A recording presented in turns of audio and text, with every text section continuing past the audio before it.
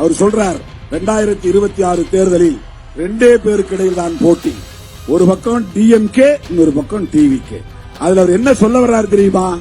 எடப்பாடி பழனிசாமி அவர்களே, நீங்க போட்டி இல்ல, உங்களை விட நாங்க தான் பெரிய சக்தி. போட்டி இப்ப திமுகவோட கிடையாது.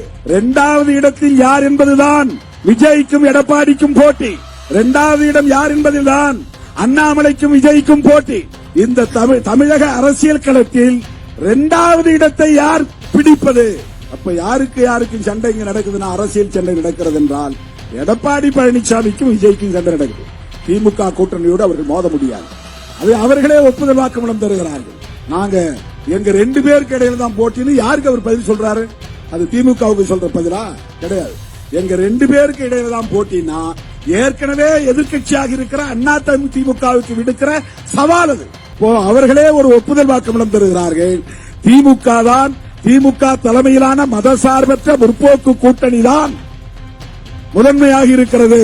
அதை எதிர்க்கிற வலு அண்ணா திமுகவுக்கு இல்லை, அதை எதிர்க்கிற வலு பாஜகவுக்கு இல்லை, அதை எதிர்க்கிற வலு எங்களுக்குத்தான் இருக்கிறது என்று இன்னும் வார்டு எலெக்ஷனில் கூட நிற்காத ஒரு கட்சி 65 எம்எல்ஏக்களை வைத்திருக்கிற அதிமுகவுக்கு சவால் விடுகிறது. இப்ப நீங்க 2 பேரும் சண்டை போட்டுங்க, எங்களோட சண்டை இல்ல. இப்ப விடுதலை சிறுத்தைகள் கட்சி திமுக கூட்டணியில் இருக்கிறது அப்படின்னு சொல்றாங்க. அது உண்மைதான்.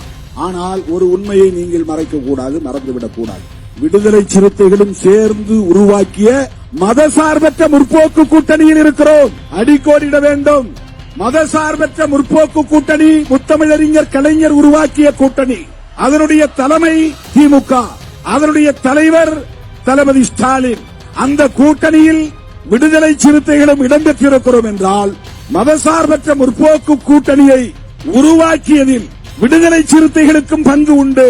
அப்படி என்றால் அந்த மதசார்பற்ற முற்போக்கு கூட்டணியின் வெற்றியை உறுதிப்படுத்த வேண்டியது விடுதலை சிறுத்தைகளின் பொறுப்பாகும். இட்ஸ் அவர் ரெஸ்பான்சிபிலிட்டி, நம்முடைய பொறுப்பு. திமுகவை வீழ்த்த வேண்டும் என்பது பலருக்கும் ஆசையாக இருக்கலாம். ஆனால் அது வெறும் திமுகவை வீழ்த்துவது என்று பொருள் அல்ல. திமுக தலைமையிலான மதசார்பற்ற முற்போக்கு கூட்டணியை வீழ்த்துவோம் என்று சொல்லுகிறார்கள்.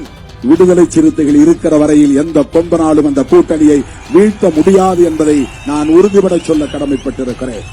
ஆணவத்தோடு சொல்லவில்லை, அகந்தையோடு சொல்லவில்லை, அரசியல் புரிதலோடு சொல்லுகிறேன், யதார்த்த உண்மையில் இருந்து சொல்லுகிறேன்.